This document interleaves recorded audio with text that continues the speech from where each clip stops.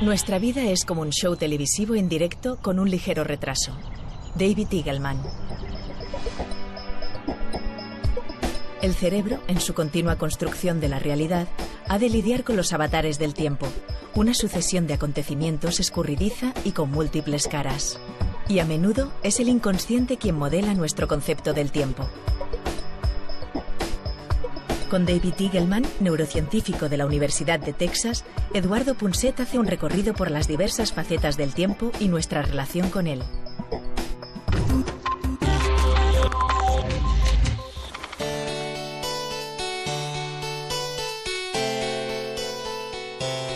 La visión que tenemos de las cosas es una visión cerebral.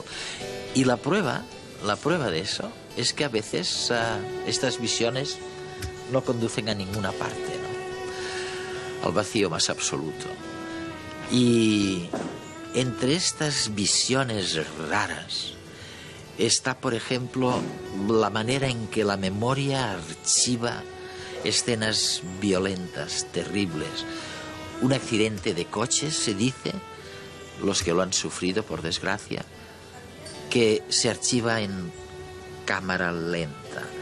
Es como si el tiempo se alargara, pero ¿se puede alargar de verdad el tiempo? De esto va el programa de hoy.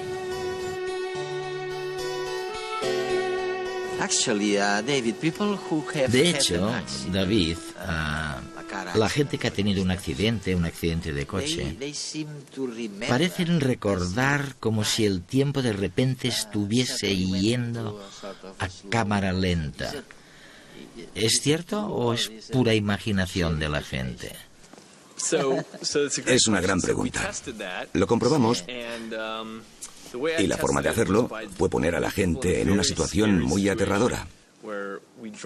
Los tiramos en caída libre desde una torre a una altura de unos 45 metros y mientras caían en la red que había debajo, comprobé su percepción del tiempo.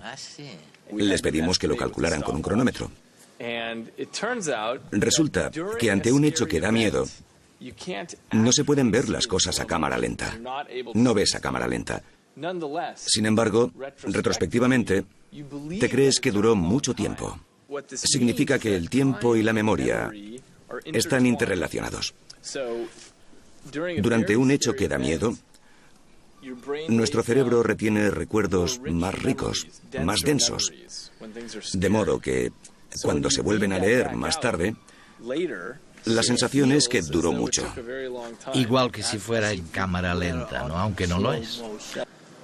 Lo que estás diciendo me recuerda a unos amigos neurólogos, especialistas en emociones, que me comentan algo bastante parecido, en el sentido de que cuanto más fuerte es la emoción, cuanto más fuerte es el sentimiento, más rica es entonces la memoria de lo ocurrido. Por ejemplo, un gran amor. Sí, es exactamente así. La razón por la que tenemos memoria es para retener las cosas importantes cuando se producen. Cuando hay una situación muy emocional, cuando sucede algo escalofriante, como un accidente de coche o un robo. O un gran amor, ¿no? O un gran amor. Aunque habitualmente son momentos en el tiempo, el cerebro los retiene. Hay una zona del cerebro llamada amígdala que solo interviene en momentos de mucho estrés o miedo o emoción y suele registrar nuestros recuerdos en una pista de la memoria secundaria. ¿Cómo es posible que la parte consciente de nuestro cerebro cuente para tan poco? O sea, si es que es increíble, si es que casi todo es inconsciente. I mean, it's unbelievable. Es que no me lo creo. La parte más pequeña, creo que lo dices en alguno de tus libros, la parte más pequeña del cerebro es la consciente. Así es.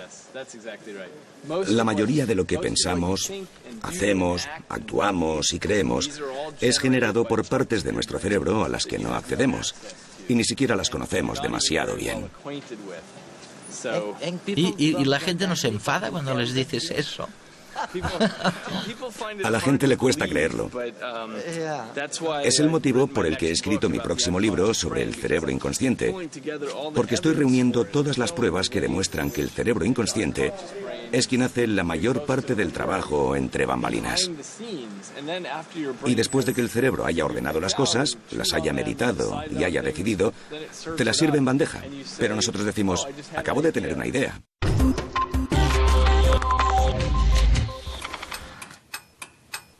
El tiempo marca el ritmo de nuestras vidas.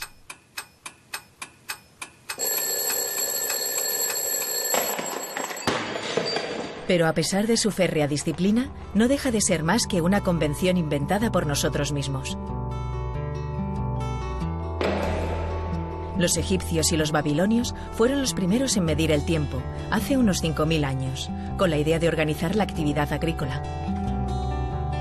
Se basaron en la observación del firmamento. El ciclo de la luna sirvió para inventar los meses y el paso de las estaciones para inventar los años. La suma de los 5 planetas que se conocían entonces, más la luna y el sol, darían lugar a los 7 días de la semana. Y la división de los periodos de luz y los de noche, según las 12 constelaciones más importantes, darían lugar a las horas. Pero la longitud de las horas no era exacta, ya que la duración de los días y las noches era distinta según la época del año. En invierno, las horas de luz eran más cortas y en verano más largas. Durante milenios, este sistema rigió la vida de egipcios, griegos, romanos y sus herederos. Sin embargo, en la época medieval, los monjes decidieron poner un poco de orden e inventaron el reloj mecánico, capaz de señalar las horas de manera uniforme. Así podían controlar mejor el hora et labora.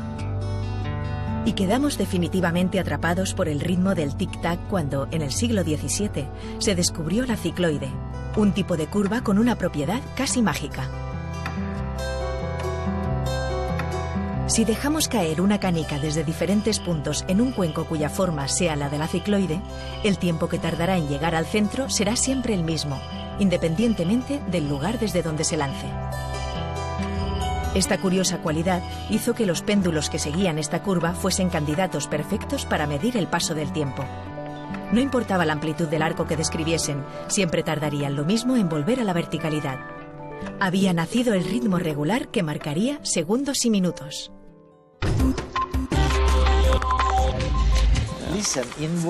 Oye, en uno de tus libros explicas por qué cuando hay una carrera,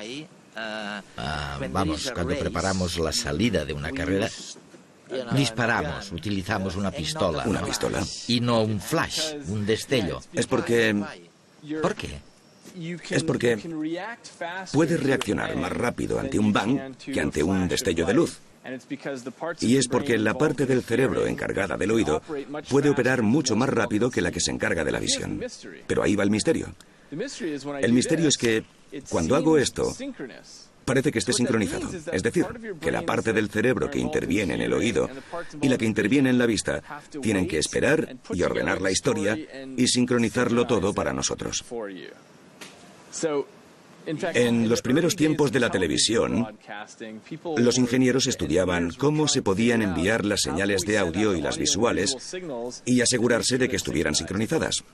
Lo que descubrieron por casualidad es que no es necesario que estén sincronizadas, porque hay una ventana de 1/10 de segundo en la que las señales pueden estar desfasadas, pero el cerebro de los espectadores las sincronizará. Cuando nosotros probamos aquí en el programa de redes la videoconferencia, al comienzo había esta especie de retraso, ¿no? Un retraso. Sí. Si es de más de 1/10 de segundo, nuestro cerebro se dará cuenta. Voy a ponerte un ejemplo. Imaginemos que cierras la puerta del coche. Si estoy cerca de ti, parece que estés sincronizado. ¿Qué ha ocurrido al mismo tiempo? El batir de la puerta y la visión. Y la visión, exactamente. Pero a medida que me alejo, en un cierto punto, a unos 30 metros de distancia, de repente se parecerá a esto. Parecerá asíncrono. Y esto es porque a esta distancia, la velocidad de la luz y la velocidad del sonido están suficientemente lejos como para que, de repente, mi cerebro ya no pueda sincronizarlo. De modo que ahora lo ve como dos cosas distintas. Todavía me pregunto por qué todo parece suceder al mismo tiempo. ¿Cómo lo llamas a eso? ¿La atadura del tiempo? ¿Las componentes del tiempo? Sí, correcto. Todo pasa a la vez. Uno de los retos para el cerebro es captar información sobre el mundo a través de distintos sentidos. La vista, el oído, el tacto, etc. Y otros. Pero procesa la información a velocidades muy distintas, lo que significa que algunas partes del cerebro obtienen la información antes que otras. Y el cerebro tiene muchas dificultades para recopilar toda esta información, sincronizarla, entregarnos una historia y decirnos, vale, esto es lo que ha ocurrido. Pero la consecuencia es que vivimos en el pasado. La consecuencia es que cuando pensamos que se produce el momento ahora ya sucedió hace mucho tiempo y las señales cerebrales se han ido moviendo. Hemos tenido que recopilar toda la información, compararla, y entonces es cuando vemos el momento ahora. De modo que nuestra vida es como un show televisivo en directo que no es realmente en directo. Está con nosotros con un ligero retraso. Nuestra percepción de la vida va por detrás de la realidad. O sea que cuando algunos de mis amigos filósofos me dicen que solo existe el pasado, la ciencia viene a decir más o menos lo mismo. Los recuerdos son realmente importantes porque en realidad solo existe el pasado, la memoria, no hay futuro. Bueno, no sabemos la respuesta a esto. Solo conozco la respuesta desde el punto de vista neurocientífico. La pregunta que se plantean los físicos es si el futuro ya existe, pero no tenemos acceso a esa parte. En cambio, sí que podemos acceder al pasado.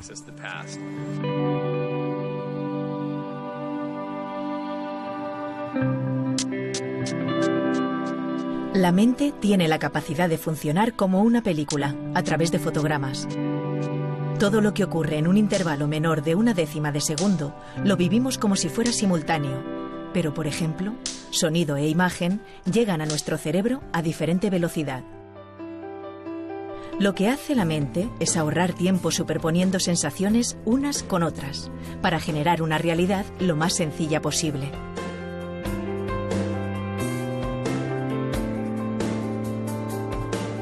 Y no solo eso.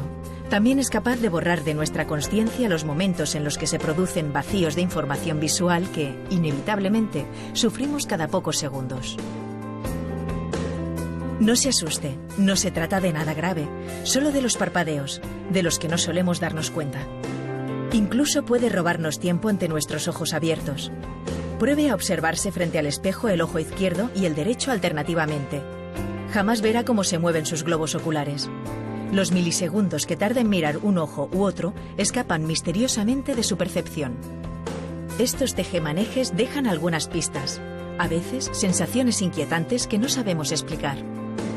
Por ejemplo, ¿nunca has sentido que cuando fija la vista en un reloj de manecillas parece que esté parado como si el primer segundo que ve durase más de la cuenta?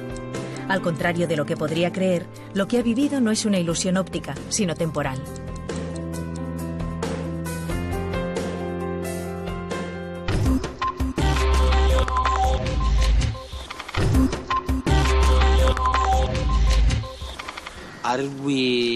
¿Somos realmente tan frágiles como se desprende aparentemente de tus palabras? Quiero decir, esto de mezclar o de sincronizar el tiempo con las señales neurológicas, esto ya en sí mismo es una ciencia, ¿no? Sí, esto es a lo que me dedico fundamentalmente, a estudiar cómo el cerebro interpreta el tiempo. Y lo sorprendente es que el tiempo es muy maleable. Puedo hacer algo en el laboratorio que te haga creer que algo duró más o menos de lo que realmente duró, o que algo se produjo antes que otra cosa, aunque en realidad fue lo contrario. Resulta que nuestra noción del tiempo es cambiable. Como las ilusiones ópticas. Pero esto no quiere decir que el tiempo esté fijado, ¿no? Que sea el mismo para todos. Depende de dónde está cada uno. Es diferente. El tiempo. Sí, puede ser distinto para distintas personas. Y de hecho, la hipótesis sobre la que estoy trabajando ahora es que la esquizofrenia es fundamentalmente un trastorno de la noción del tiempo. Los esquizofrénicos comprenden mal dicha noción, y es la razón por la que hacen lo que se llama atribución equivocada del mérito. Es decir, hacer algo y luego decir, no fui yo, no me atribuyas el mérito. Dicen, alguien más debió de controlar mis pensamientos. O oyen voces en sus cabezas, porque siempre estamos generando voces, escuchando esas voces, hablando con esas voces interiores. Pero si comprendemos mal los tiempos, tendremos que atribuirle esa voz a otra persona. Y debería haber alguna manera, quizás lo sabremos después de tus investigaciones, de saber si podemos alargar el tiempo, si lo podemos realmente estirar. Hay una manera, y es la siguiente. El tema es, puesto que retenemos mejor los recuerdos más densos, cuando hemos visto algo emocional o incluso algo nuevo, dado que retenemos los recuerdos más densos, cuando miramos hacia atrás parece que duró más tiempo. Lo que esto significa es, si quieres que parezca que tu vida ha durado más, lo que tienes que hacer es perseguir cosas nuevas. Necesitas probar cosas nuevas todo el tiempo, conducir por un camino distinto cuando vuelvas a casa. Si siempre almacenas recuerdos nuevos, parecerá que tu vida ha sido más larga.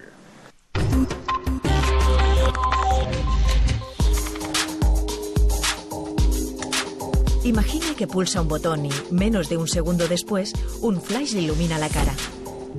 ¿Qué ocurriría si repitiese la experiencia varias veces durante un rato?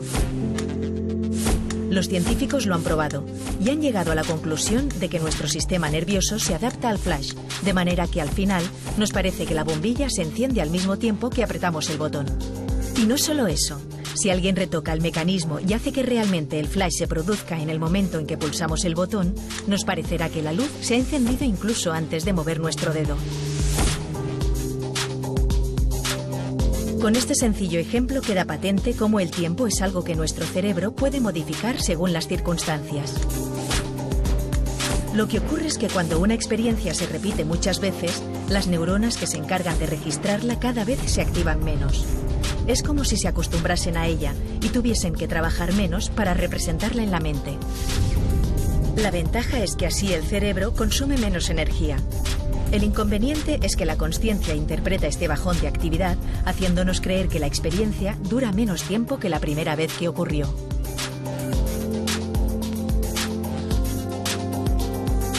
Por eso, cuando vemos una película por segunda vez, nos parece más corta, o cuando hacemos siempre el mismo recorrido transcurre en un suspiro, mientras que la primera vez que lo hicimos nos pareció mucho más largo.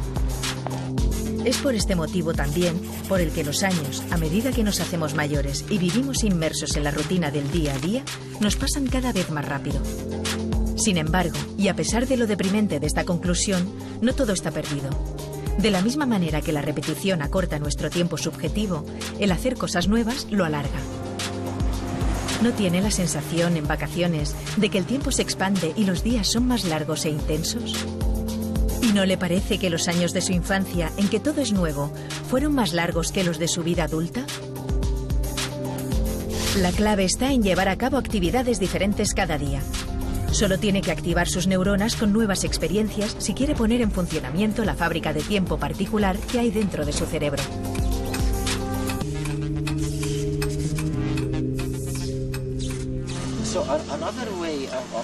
Otra forma de decir lo que estás explicando quizás sea pensar en el tiempo no como una única entidad, sino como algo que es más complejo.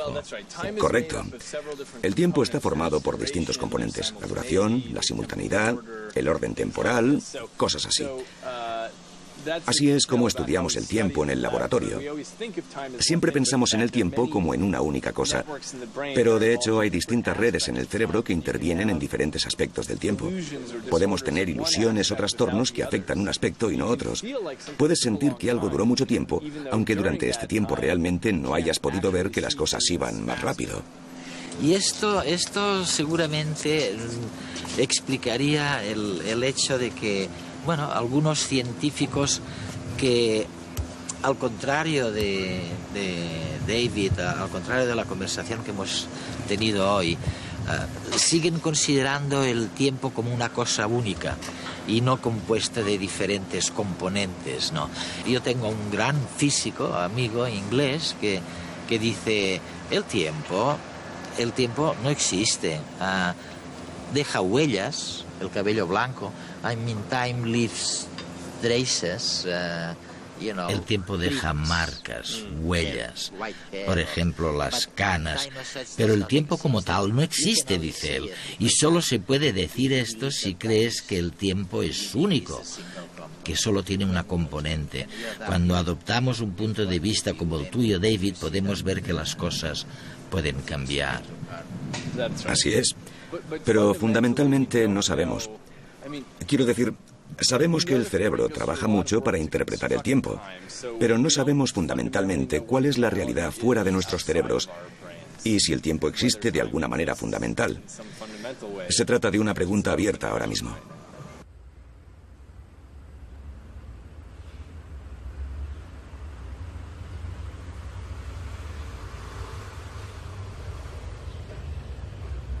Del mismo modo que los colores no existen realmente, tampoco estamos seguros del tiempo en el mundo exterior. David Eagleman.